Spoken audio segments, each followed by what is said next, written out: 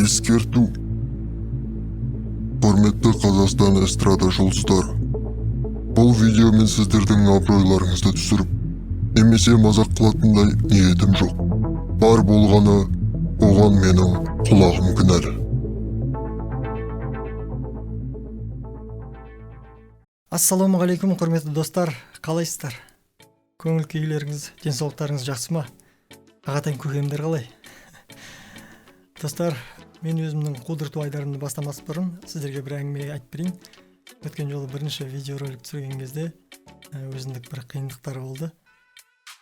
Мен деген беймарал, қымсынбастан Павледидің клипін алып, соған жасалған әніме клип жасаған болатын негізінде. Ой, дурак! Сөйтсем ол болмайды екен.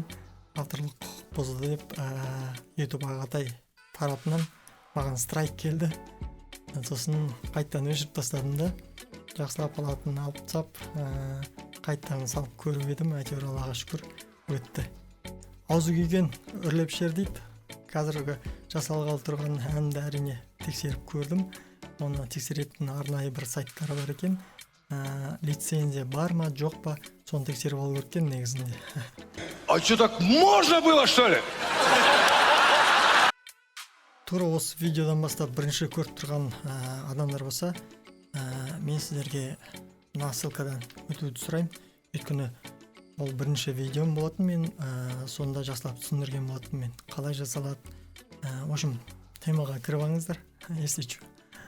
Ал олай болса, қудырту айдарымызды бастаймыз.